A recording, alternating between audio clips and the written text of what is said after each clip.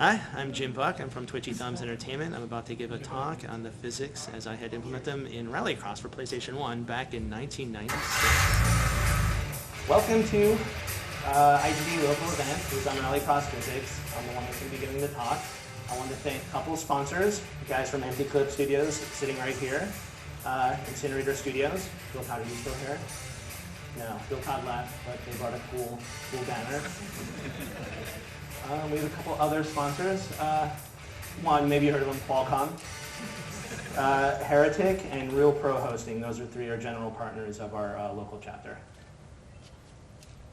Okay, well, thanks for coming to this event. This is a little kind of a niche event. Every once in a while we have a programmer-heavy event, and this is one of them. All right, who am I? Who here knows me even? I think there's only like 3 guys here. All right, 2. All right, my name is Jim Buck. I've been in the game industry 11 years. I came in the industry via Sony Computer Entertainment. They hired me actually to work on this Rallycross game for PlayStation 1. After that game, I went on to work on Car World Series, Twisted Metal 3, Twisted Metal 4. I busted out of Sony in 2000 to start up Depth Cube with a couple former coworkers. Did that for a few years, went back to the safe haven of Sony Computer Entertainment. Never a bad place to go back to. They're not a sponsor. I stayed there to work on Gameday 2004, and then I helped out with some graphics library programming for a couple of the NBA PSP games. And then I busted out of Sony again. See a pattern here? 2005 to start out my current company, Twitchy Thumbs Entertainment.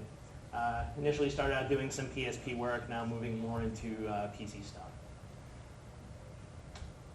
So why this talk? Why are we talking about some game from 11 years ago? What relevance could it possibly have now? We've had 2 generations of systems come out.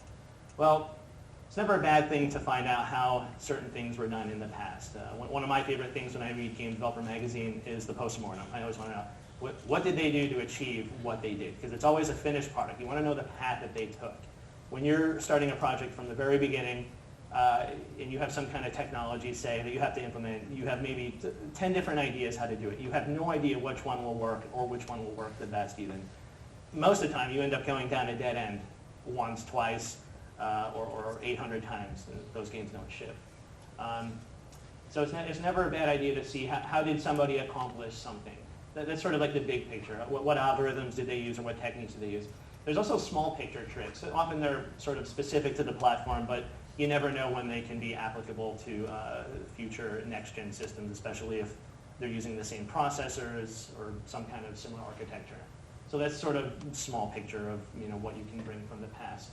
Also, you never know, and I put the ha there, because when do we ever have a few spare cycles at the end of a project? If anything, we're trying to pull back on cycles. But on the 1% chance you do have some spare cycles and you have some kind of effect you want to do, using previous generation methods might be a nice way to squeeze in some extra physics or whatever. If it doesn't have to be the main gameplay physics, it doesn't matter if it's something simple. I have to thank Mike Atkin for Insomniac Studios. He was the one that sort of kind of pushed me to put together this presentation. He's somebody I used to work with at SCA, and this was his sort of rationale for talking about something so previous gen.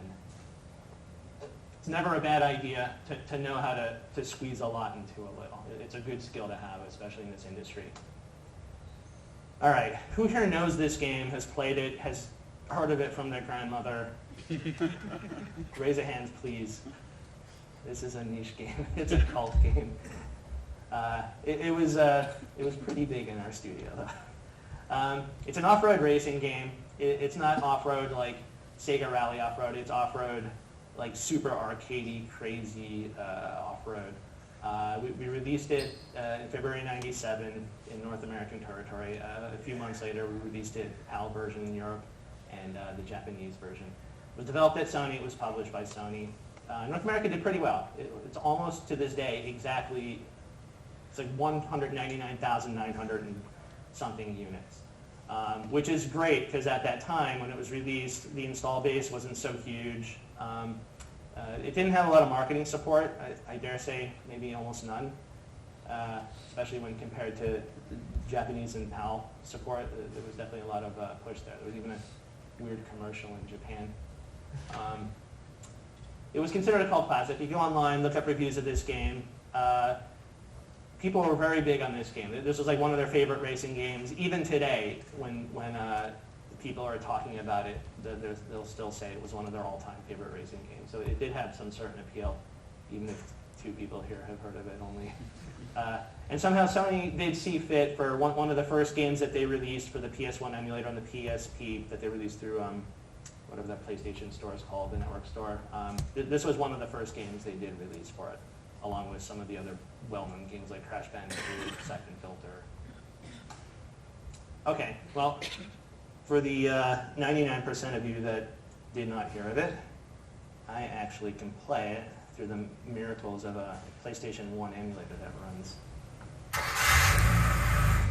It's a little loud. But that sounded awesome.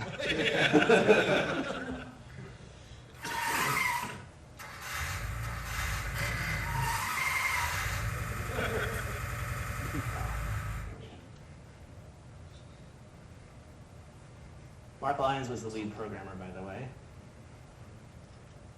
This is to give you an idea so that when I go through the physics, you have some sort of basis for knowing what it was meant to execute. Very bouncy physics. We have crazy terrain. We have the type of environments that if you were to take a real car on it, hopefully it's a rental because it won't be lasting long.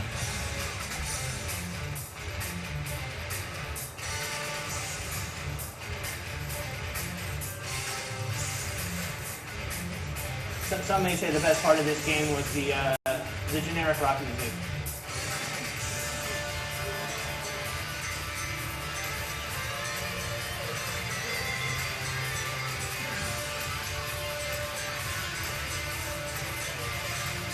Jumps around like a jackrabbit.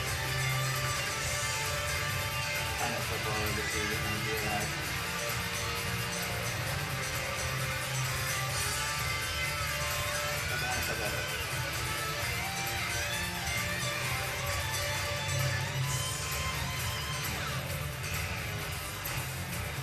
Alright, it's good enough. I suck at flipping it over. But it has fully three-dimensional physics. It'll flip over end on end until the cows come home. Okay, just to sort of give you an insight of how I approach the physics. When I was hired by Sony, I had absolutely no idea what I was doing. They said, here, do the physics. I'm like, what the hell? Okay, I'll take the job. That year that I started working on this, Chris Hecker came out with a lot of great physics articles that really made realistic physics accessible to the game programmer, probably for the first time. Fortunately, they came out toward the end of the year, and we started working on the game at the beginning of the year. But they were still good anyway. Right before I had started work for Sony, I had graduated like 6 months earlier from college, and my master's thesis was working on SGI machines on the very first version of OpenGL. It was only available on SGI machines at that time. There was lots of really cool three-dimensional demos meant to show off this new graphics library. And one of them had this cool demo where you could take arbitrary shapes, could be pyramids, could be cubes, could be decahedrons, and you just sort of hover it in the air and just sort of drop it. And it hits the ground, and it bounces around, and it rolls around in a really realistic way. I've never seen this real time before. But when I was tasked to do the impossible Rallycross Physics, I thought back to that, and hearing my manager saying, we want these cars to flip over, to crash into each other, and roll over the bumps in the environment. I thought back to that demo and thought, that'd be a great beginning for getting this working.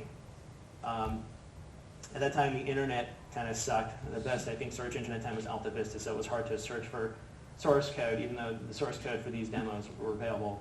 They were hard to find.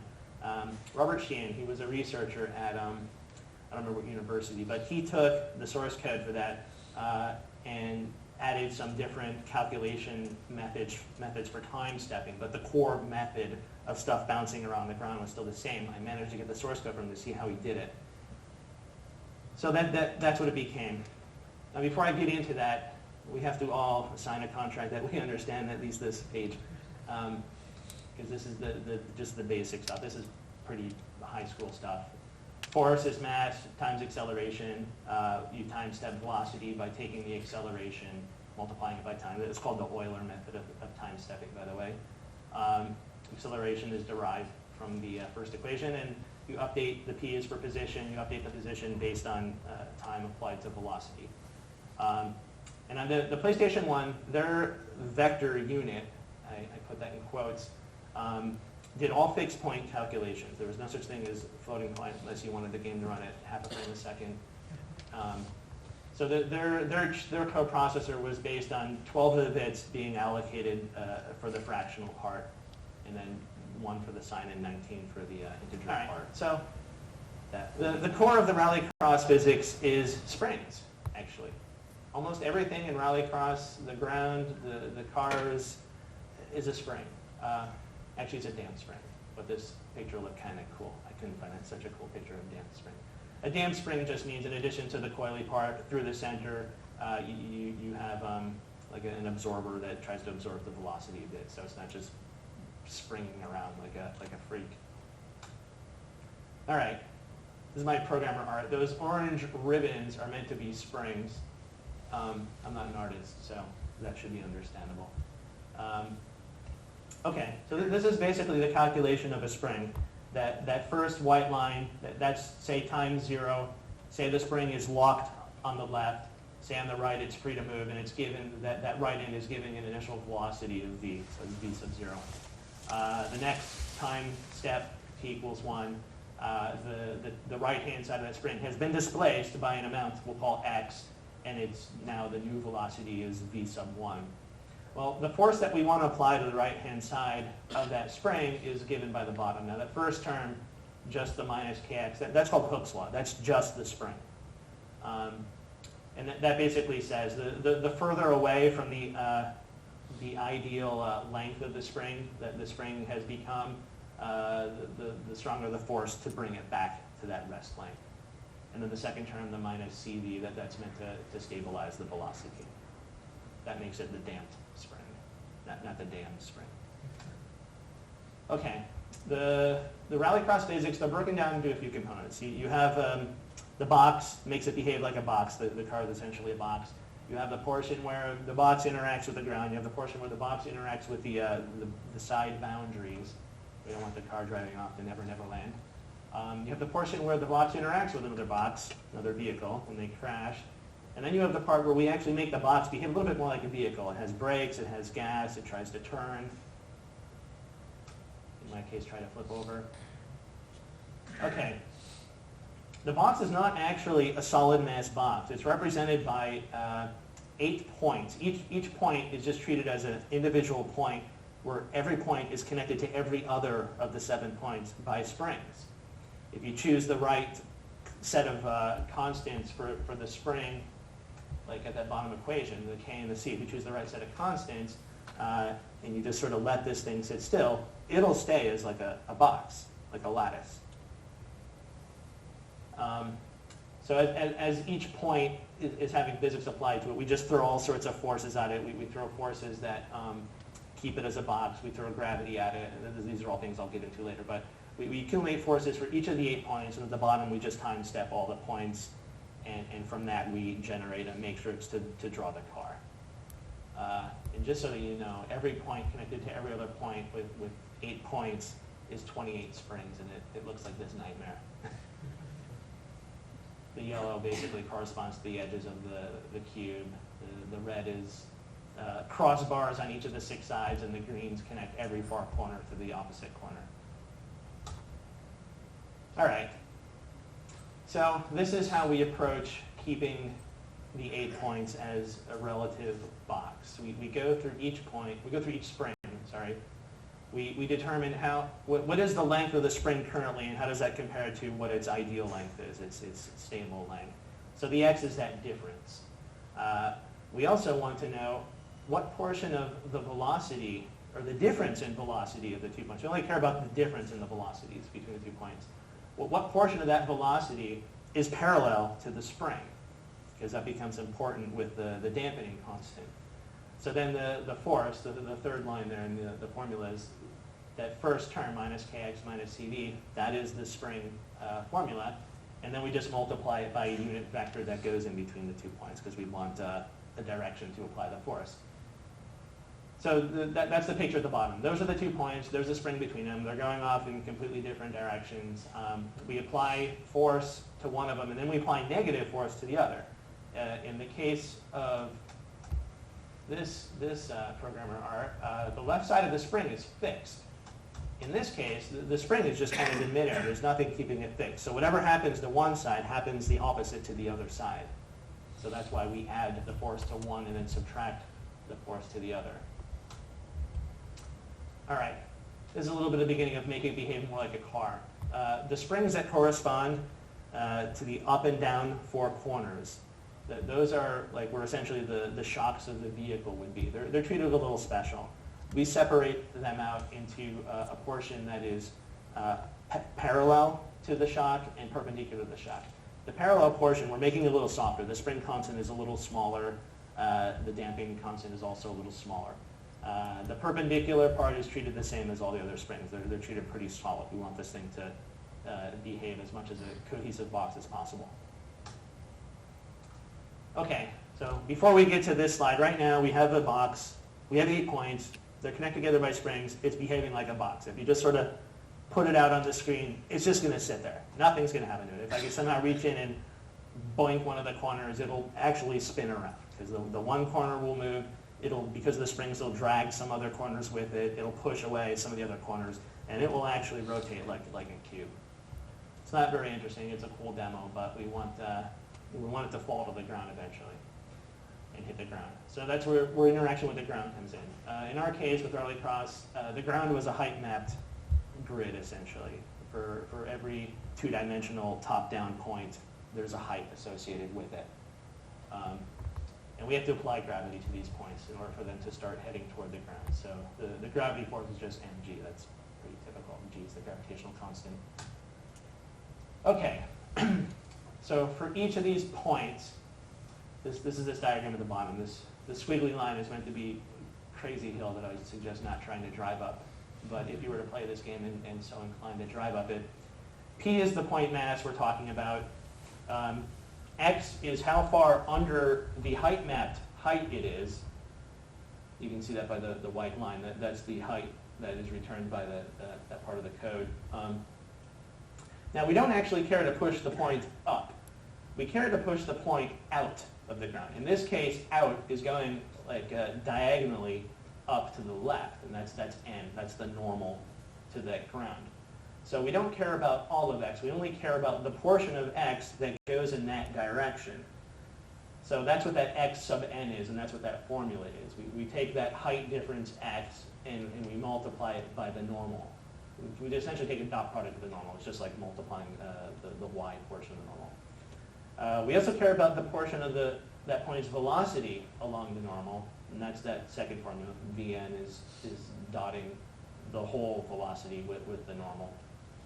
And then the force we put in, you see that first term, minus kx minus cv, that looks familiar. It's a spring formula, again, and we apply it in the direction of the normal. We want to push the point out. Now, you'll notice here, where the point P is actually getting pushed out is at a point lower on the ground. I'm using it, in this case, you actually see it's this part of the ground is actually less than this x of n. We just hoped that even though we're using this point to push the guy out this way, that this guy's normal and this guy's distance are about the same anyways.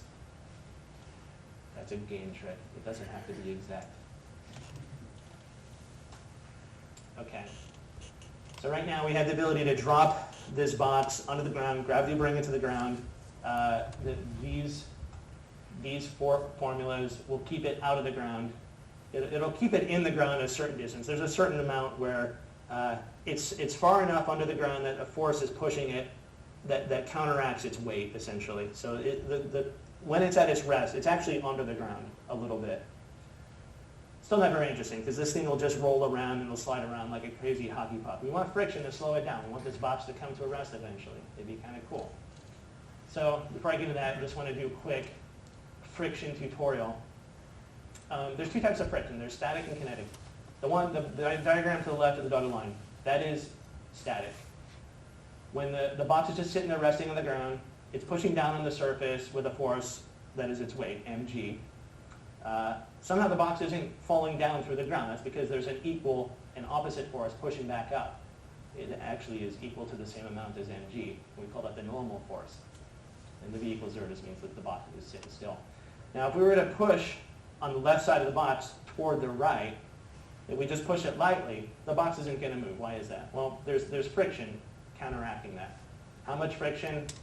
Well, the way static friction works is there's F sub s is just a constant, depending on how sticky it is. Is it stuck with a gum or tape, or is it ice? And then depending on what the normal force is, the harder something is pushing into the ground, the more friction is holding it there.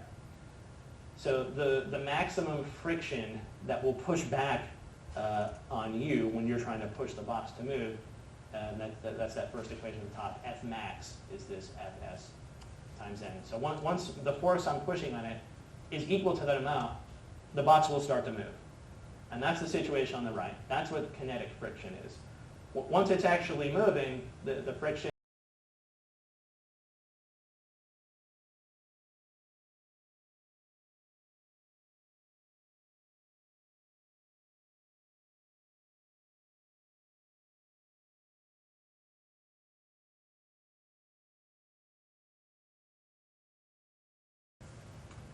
Having said that, how did we do it in Rallycross?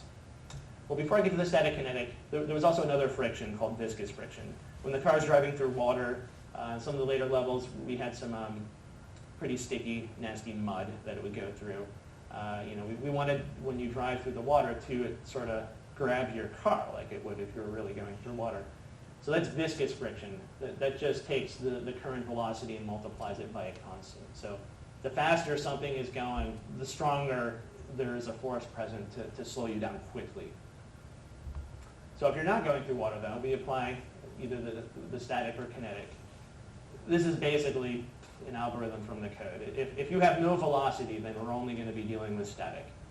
That first, if F sub O, and that F sub O refers to the perpendicular force. If we look back here, for pushing it out of the ground, we only cared about the portion of the velocity and that is pushing you out of the ground. This part that I'm talking about with the friction happens perpendicular, that happens on the surface, parallel to the surface. So that's what that F sub O means. O means orthogonal. So if the forces already on this point don't overcome the static friction, that's that if S is less than or equal to Fs times Xn, then we just zero out the forces. If this thing is resting, say, on a hill, and it's not so heavy and the gravity isn't so strong to start pulling it down the hill, it's just going to stay on the hill. It's not going to move at all. However, if something was strong enough to start pulling it down the hill, if gravity was a little bit stronger to not keep it in place, we just take those orthogonal forces and just subtract out a little bit of the kinetic force. However, if the point was not at rest to begin with, that's the second case.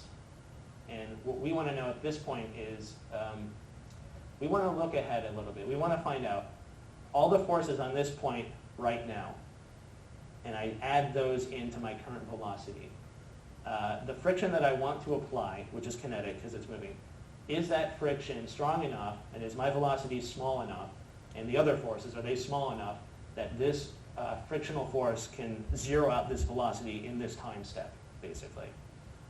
So that's what that whole formula is. If I take my orthogonal velocity, I go ahead and add in all the other forces that we have accumulated so far, and if it's less than the kinetic force, then we just zero out the orthogonal velocity. That thing has just come to a rest in this time step.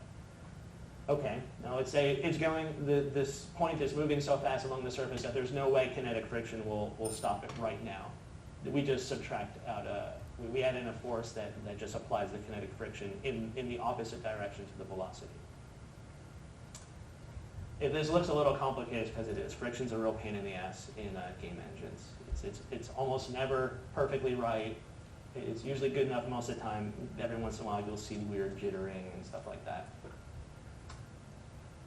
Okay, So before this slide, we have a box. It can be dropped to the ground. It can roll around the ground, and it will come to a stop. All right, we're pretty far along, but it's not a racing game yet. We have two-dimensional boundaries. We don't want the car to be able to drive off into, where there's no geometry. We don't want the cameras to ever take place weird. So we have two-dimensional boundaries that outline the inside and the outside of the track. They're just two-dimensional, which means they have infinite height. The way we treat the physics for that is the exact same we treat for the ground. This is a top-down view, but you notice it actually looks pretty similar to this side view of the ground. I did that on purpose so that it'll not take much explanation. So we find out how far behind the boundary segment it has gone. We find out what portion of the velocity is along the normal to that boundary segment, and again we apply the spring force and push it out of the boundary. Okay, we don't want cars going through each other. That's not very good, and it'll end up getting bad reviews on GameSpot. So initially we do a sphere test on each pair of cars. In our case, there's only 4 cars. That's the most you can race against, so there's only 6 pairs, not a big deal. And if any sphere test succeeds, we go through what I call the ray through box test, and that's on the left there. Let's say that car on the left is going right and it's T-boning this other car, and let's just say it's moving forward. I shoot a ray from the center of one box to the center of the other box because I want to find out, does this ray, in order to get from the center of one car to the center of the other car, does it have to exit the cars? I do that by comparing that length with these white line segments, which is shooting from the center of the one car till it hits the closest face on the other car. If you add up the lengths of those 2 white segments and it's less than the length of the yellow segment, the yellow line never had to exit the cars. That means they've hit. In that case, the formula for that is on the bottom. I push the cars out along the direction of that yellow line. The x is, as you can see, the difference between those 2 white lines and the yellow line. And then the velocity is the velocity of those cars along that line. And then again, I throw in a spring formula, and I push out along that line. The only weird thing I do, and that's what this diagram above the formula is, let's say that is the face of the car on the left that has hit the car on the right, and that red dot is where that yellow line intersects that car's face. If that red dot was on that white dot, which is exactly in the center of the face, I would apply this force equally on all 4 of the points of that face. That's one extreme. The other extreme is if that red dot instead is completely coincident with one of the points on the corners. In that case, I fully apply that force on that corner point, and I apply 0 of that force to the other points.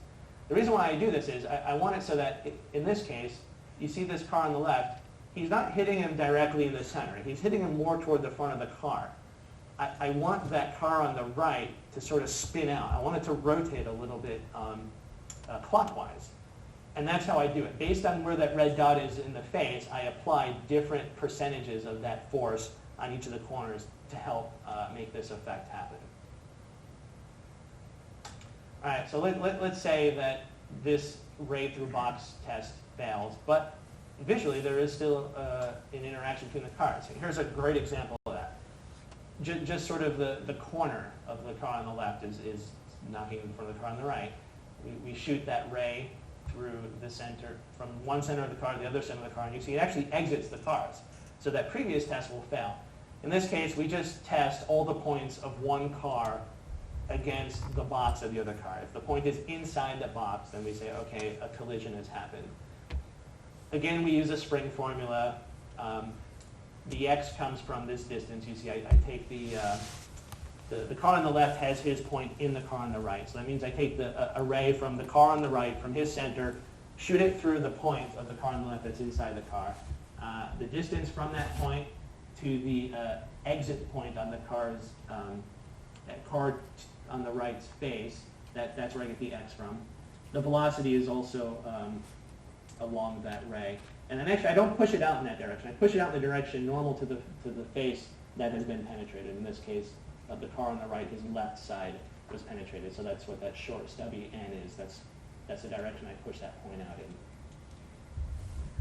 So these two techniques together are the car collision response, and it seems to work pretty well. I'll get to that a little later, though, a little more. Okay, so now these boxes, they can be dropped in the ground, they can bounce around on the ground, they can slide to a stop, they can be hitting other boxes. We don't have a car yet. We don't have brakes, we don't have skidding, we don't have driving around, we don't have the part that actually makes this fun. That's where this comes in. This is programmer art, top-down view of a car. It wasn't apparent. All right, let's take the steering. The way we do the steering is we take the point corresponding to the wheel. We go through the lower 4 points because those are the ones that correspond to the wheel. We break it out into a forward component and a left component, or right component, whichever way it happens to be going. We just take the left-right component and we treat that for the steering. I apply viscous friction to that. Basically, the faster that sideways component is, the more we try to slow it down. It's not correct steering. It's not how cars behave in real life. But it seemed to work pretty well for this game. So that gets the steering. Now to get the braking and the engine, that's the Z component. Where does that force come from? How does that calculated? How does the car have an engine and drive around and skid around? Well, actually that is for a whole nother presentation, not to begin, because it's so complex. But I'm not going to cheat entirely. I will give a very, very, very brief diagram. The dotted line is the wheel. In Rallycross, I model an engine axle, and it has a certain amount of torque on it. That rotates. Give a very, very, very brief diagram. The dotted line is the wheel. In Rallycross, I model an engine axle, and it has a certain amount of torque on it. That rotates the axle, and it rotates it through a gear ratio, depending on what gear the car is in. That determines how much torque gets applied to the wheel axle. So that starts spinning the wheel, in this case counterclockwise. When the wheel is spinning clockwise, not counterclockwise. When the wheel is spinning clockwise, at the point where it hits the ground, a point on the rubber is actually going left. Now, when a point is touching the ground and it's going perpendicular or parallel to the ground, which it is in this case, you have friction going in the opposite direction. That's what causes your car to move, actually, is opposing this rubber point on the ground. So that's what happens. In the case, if the wheel is skidding out, I apply a kinetic friction. If it's actually touching the ground and it's not going too fast that it's spitting out, then I actually apply the static friction to that point, and that's what propels the car forward. There's a whole lot of crazy stuff like this in the moments of inertia, the torques on the wheel, there's a wheel radius involved, and all this. There's a lot of stuff. That's a whole nother discussion. And it's the least interesting part of the Rallycross physics, to be honest. The whole spring stuff is what makes Rallycross Rallycross. This is stuff that probably every racing game has. Okay, so we have boxes that can sort of drive around. They sort of behave like cars. If we had a racing game where we were racing boxes around and that's all that we had, that would be awesome. We would be done. We could ship the game as is, just racing boxes. It could be box crawls. However, life isn't that simple. We actually had to render three-dimensional models of vehicles. So how do we take these 8 independent points and map it into rendering a three-dimensional model? Well, once we've applied all the forces that I've talked about so far, we time-step the velocity using Euler's method. We time-step the position, so they're now frozen in their new positions. Now we sort of use some magic to turn into something we display. What I do is I take the top 4 points, because the top 4 points will correspond to what the body of the car is doing. I average the 4 points to get a center point of the top, and then I find the forward vector by shooting that to the average of the front 2 points. I find the x vector by shooting the center point to the average of the left 2 points, and you get the cross product, you get the y. So there you have your matrix. That tells you the orientation. These cars were modeled such that they were sitting on the XZ plane. So I want the 0, 0, 0 position equivalent. So I take the top face, center point, and I subtract out the height of this physically modeled box, and that's where the 0, 0 is for the model. Now the wheels, actually, if you watch Rallycross, you see the wheels. They go up and down like independent shocks. And what I do is I know from initialization what the stable lengths of those shock springs are. And at this moment, I now know what the new length is. And based on that difference, that's the height I place the wheel at relative to the car. So yay, we have a car that can drive around. Now, I have a demo. It's not Rallycross, but it's something that I did as Twitchy Thumbs under contract with a publisher that utilized the exact same techniques as Rallycross. It was for the PSP. I do a Win32 version, but it runs at the PSP resolution, so I apologize that it's not full screen. But the cool part is I can show you this box.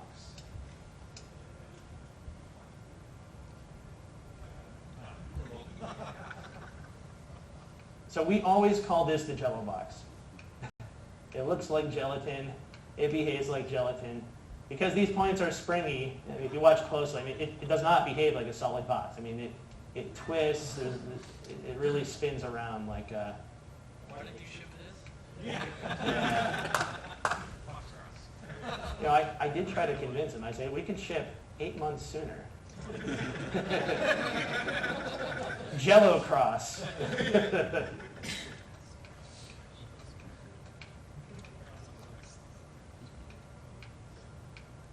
This also looks a little better than Rallycross because it obviously has much more advanced graphics using PSP hardware. All right, and then to give you an idea of how that box actually maps to the car, here's both at the same time. This is generating that matrix based on what that top face is doing. And then these wheels. Actually, in this game, the wheels aren't just going up and down. There is a suspension arm that is actually rotating. But it's, again, based on those shock springs and what difference in distance they are from their stable distance.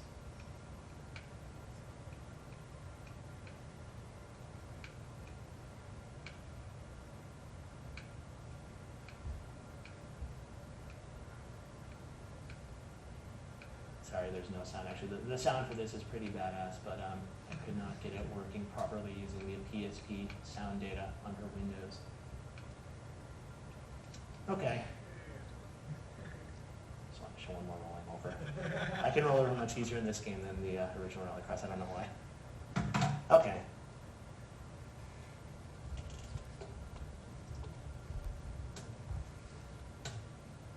All right. Like any realistic physics simulation that a programmer has had to implement in a game, or for anything for that matter, there's always stability problems. This game was no exception to that. Sometimes the box would freak out. Sometimes the box would not be a box, but be 8 points shooting all over the place with very strong springs trying to pull them back.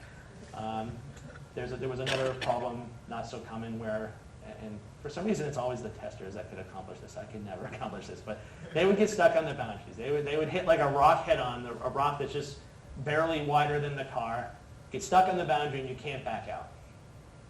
So how do we address this? All right, box freaking out. The box no longer being a box. What I did was I took the cross springs on each of the faces, and I didn't bother with the top and the bottom face because they were kind of long enough that never caused problems. But the front, back, left, right faces, I took the dot product. And as long as the dot product was within a certain range, it was relatively still a box. Once it went outside that range, determined it would freak out. And what we would do is we would take what is the current average velocity of the car, and we would essentially put the box in an ideal shape and give all those points the velocity of the car. This way it's all sort of starting off at a really stable position. One other weird case, and again, it was only the testers that could ever do this. When they were going off a jump, and some of these jumps, you would get some serious air. I mean, you would be 100 feet in the air. When they would land, it would land so hard that the bottom 4 points would actually flop positions with the upper 4 points. So the car was this sort of weird, turned inside-out entity. So we also had code that sort of took care of that, and we also did the same thing, just popped the box into in ideal state. Yeah, very interesting, weird stuff, this game. So this was the getting stuck on boundaries. This is a top-down view. This orange is the boundaries. Let's just say that's just some rock sticking out from the wall. The car, say the car drives right and it's going fast enough. The problem is that the 2 points corresponding to the front face, they're being pushed out in opposite directions, which in and of itself is fine. But there's a spring between these 2 points, and it's trying to pull these points back together. So those 2 forces are fighting each other, which again is fine, but the problem comes in that if the spring pulls these points back together close enough, that means these points are behind the boundaries far enough that there's a very large frictional force. Because that frictional force is based on the normal force, and that normal force is based on how far is the point behind the boundary. In this case, the frictional force is so strong that you can't back the car out. It would just be completely stuck. So the way we took care of this case was we shot a ray from the center of the car to the midpoint of the 2 stuck points.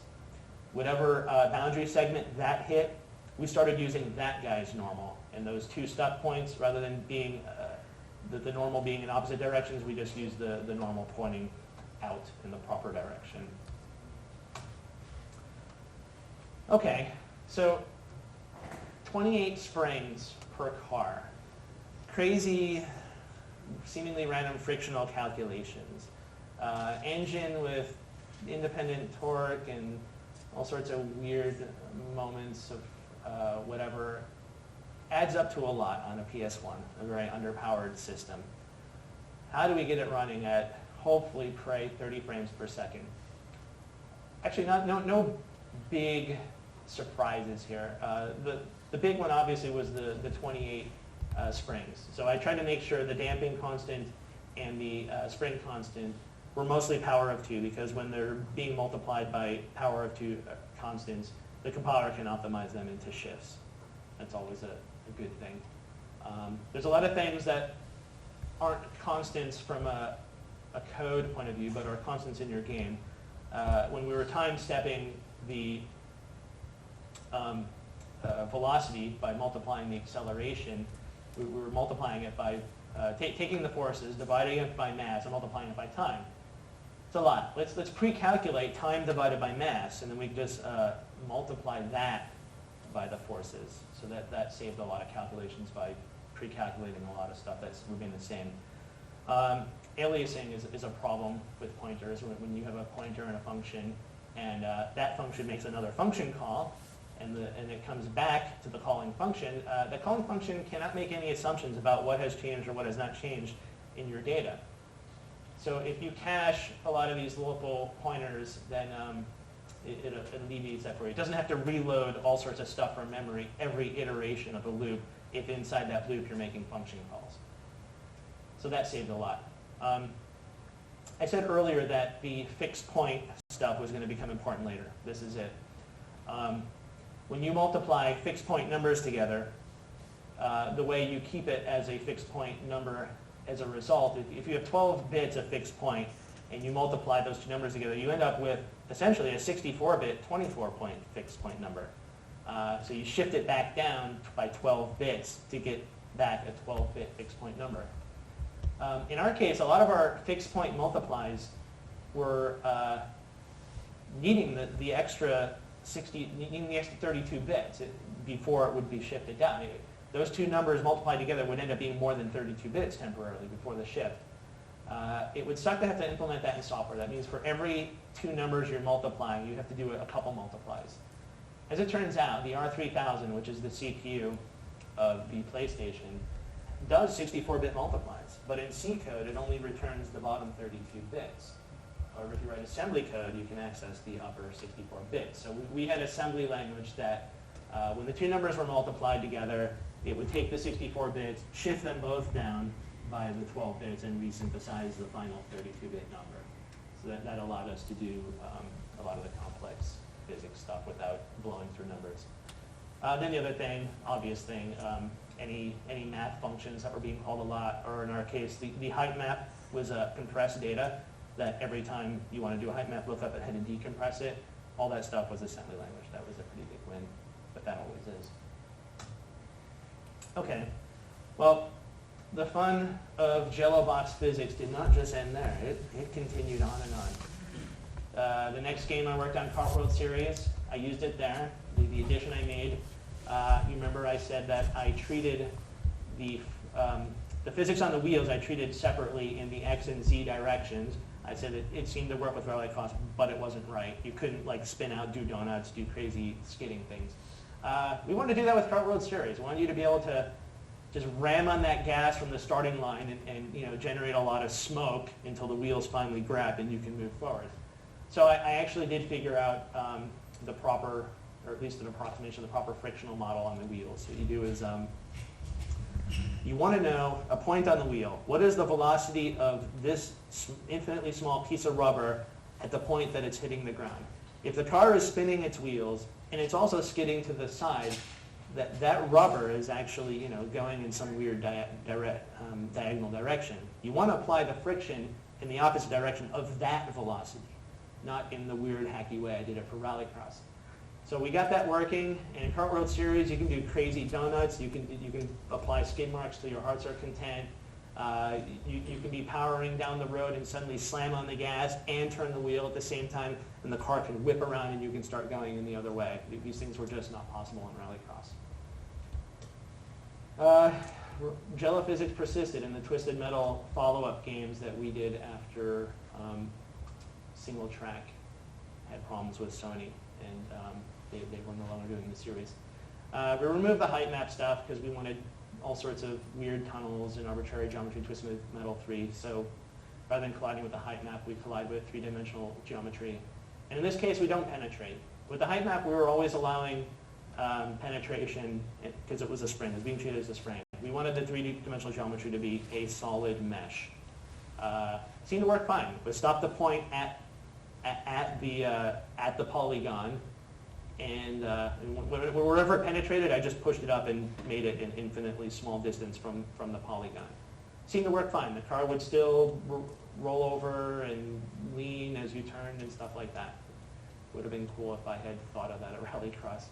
It would have been a lot less display problems.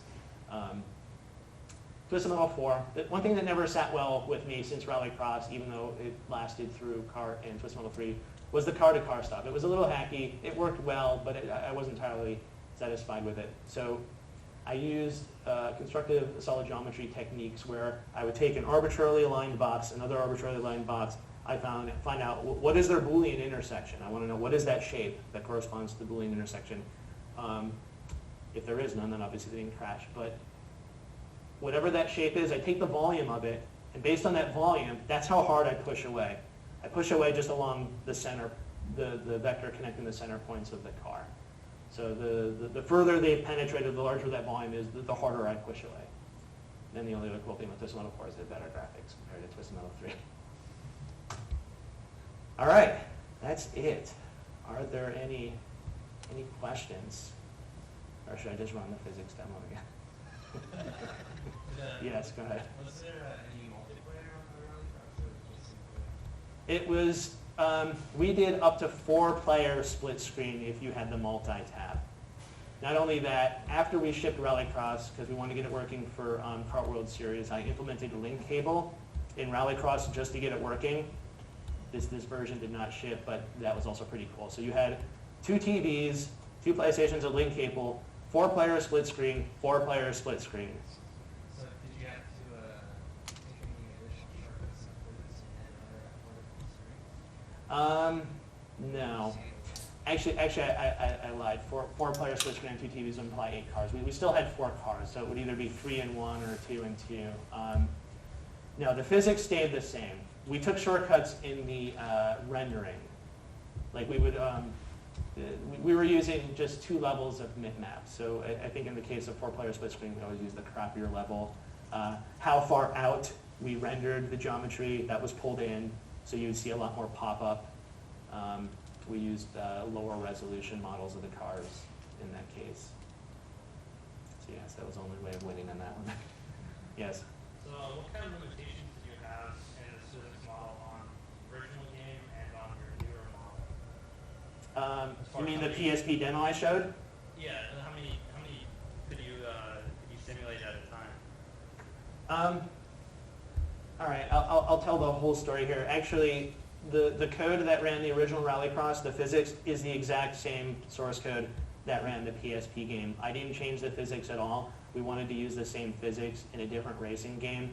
So it had the same limitations, except for, PSP is a little faster, so it could run that. But just for the proof of concept vertical slice that it got to, it didn't get completed into a game.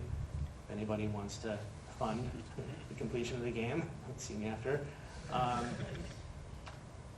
We just ran the original 4 cars, so we ran the exact same.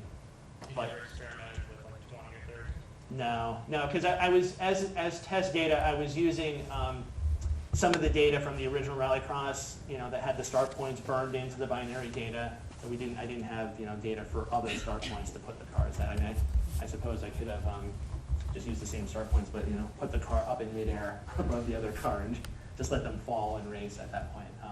So I never looked into it, but just, God, PSP, Francois, what would you say?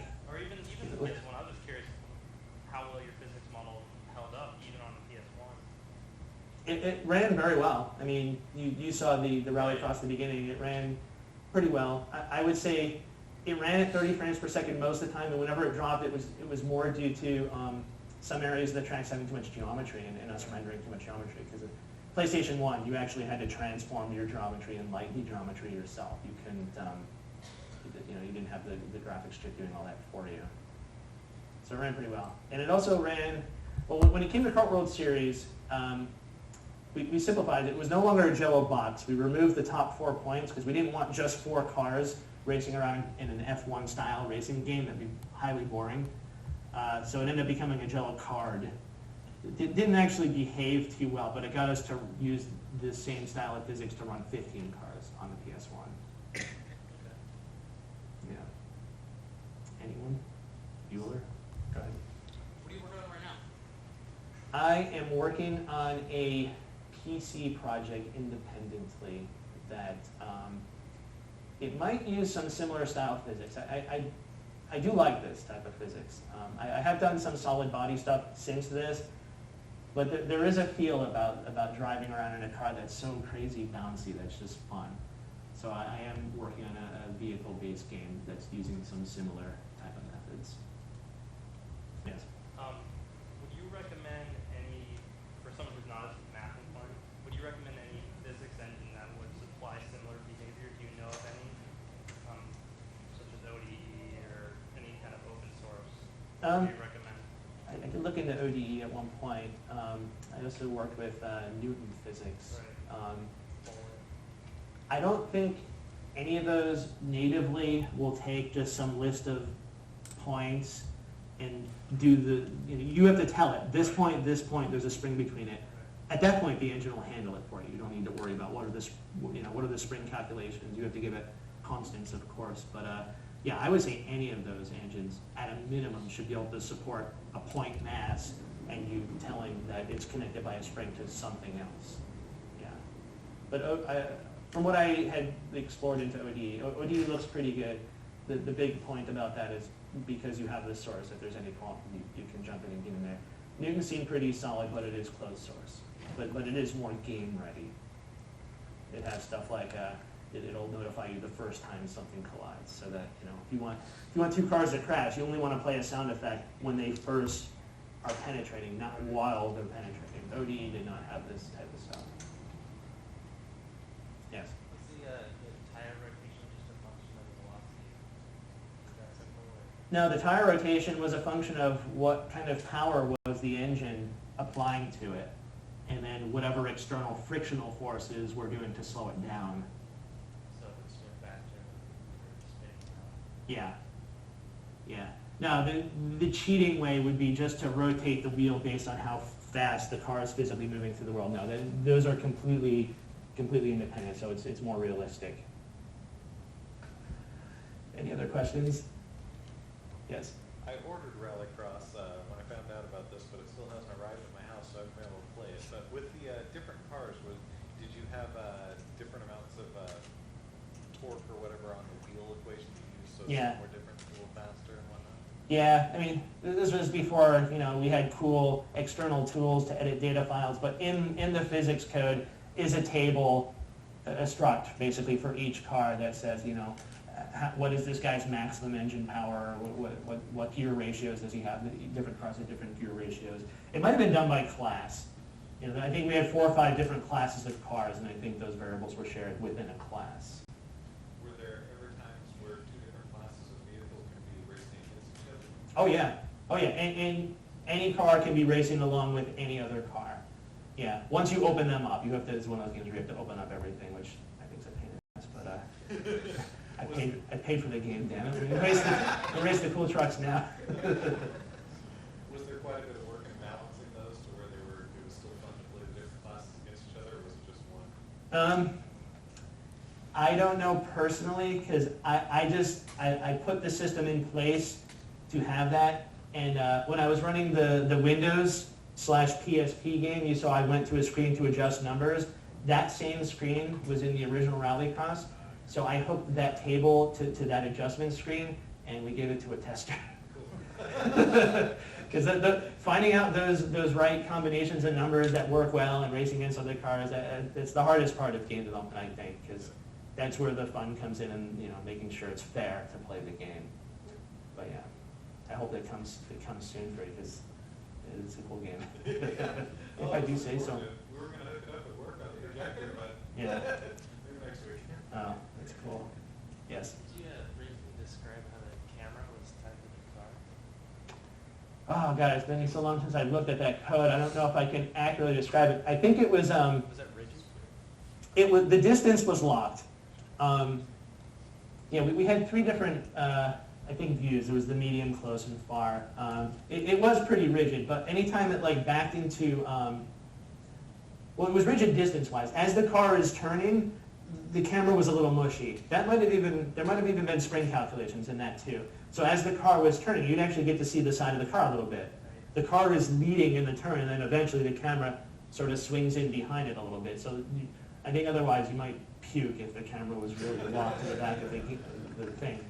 The other cool thing that we did was if a car backed into a boundary, we would tilt the camera. So, instead of a cube, it ended up being a pyramid, just the 4 points and then one point for the top.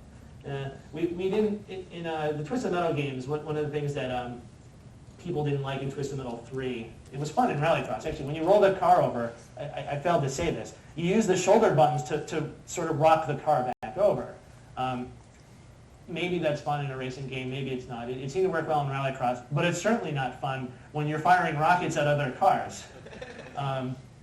So we got hammered on that in Twisted Metal 3. So in Twisted Metal 4, in addition to not caring if the car tumbled or not, because the second the car started tumbling and ended up on its roof, we just immediately flipped you back up. So we didn't care if we had the 8 points, so we used just the pyramid, and that shape seemed to work for Twisted Metal.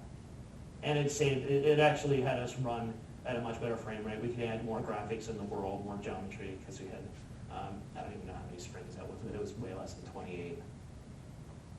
So yeah. Yes, Nick. So, out of curiosity, did you ever try 2 planes? Like you had 1 plane in car, did you ever try, like in combination, maybe two cubes? Or 2 cards or planes? 2? Yeah. How would that work, you mean? Yeah, I was just wondering if that was even possible. You mean a plane and a plane? Or, yeah, a plane horizontally and a plane vertically. Oh, like this? Yeah. That'd be a rough thing to keep, because you still need springs to keep this from flipping over. You need something to sort of keep it in place, and yeah, I don't know, that would also probably look a little, it would probably flip slightly better, but would still look a little strange. You'd wonder what was up with that. I never bothered, because as it was, we originally wanted to run 20 cars, and even with just the 4-point card, we could still only get 15 cars out there. I think it was because of too much geometry on the cars for display purposes. It's always the artist's fault. Any other questions? Francois? Remember the AI was on a rail, was it driving the actual physics? Interesting about the AI, because I've never heard of this method before, and I don't know of any games that have done it since. They've probably done it. We had one tester. I don't know if anybody here knows Colby Launchbaugh. He works at SCEA. He's been there for a long time. He's a producer now, but he started as a tester. And the way the AI worked, we did have we had a few paths that the car could go on, but these weren't artist-created paths. These are Colby-created paths. These are Colby racing. When you're playing Rallycross, you're playing against Colby, in fact. It should be called Colby's Rallycross, actually. He'd be racing. Once he got great at the game, he would race around the tracks. If we're like, all right, record an easy level, you know, Colby would drive like he was drunk. And he would lay down points based on this drunk path. You know, and then the expert path, I can't beat Colby. But yeah, once we had those paths, then the cars were trying to follow those paths. I mean, they weren't locked to these paths. I mean, they would try to get around other cars, so they would temporarily get off the other paths. Some of these AI guys were real bastards. They had personalities. There was one guy that was the rammer, so even though he's generally trying to follow his path, if he comes upon you, he pushes you into the side, you flip off into the sand dune, you're like, you bastard, Colby, I'm getting you. So yeah, it was sort of loosely following paths with some additional personalities added. Any more questions? None? Bueller? Okay. Well, we got t-shirts to give away. I don't know how many of you were at our last event when we had some industry journal people here. Who was here for that anyway? Okay. Yeah, I was here. Yeah. Well, we had some shirts printed up specially for that. We actually had a graphic designer create a cool design. It was on the web page, it was on the flyers, and it was on the t-shirts. And we have a bunch of those. We don't have a design for this particular event. Too small, not cool enough. But the last event was cool enough. So, I don't know, how many we have? Enough for everybody? Or dozen? First one who was at. Yeah, I don't know. Maybe we just throw it into the audience and every man for himself. Or And we only have one size, extra large. extra large. Okay. You want the cannon to shoot him out? Yeah. Let's give Jim a round of applause for... Thank you. Again, thank you for coming.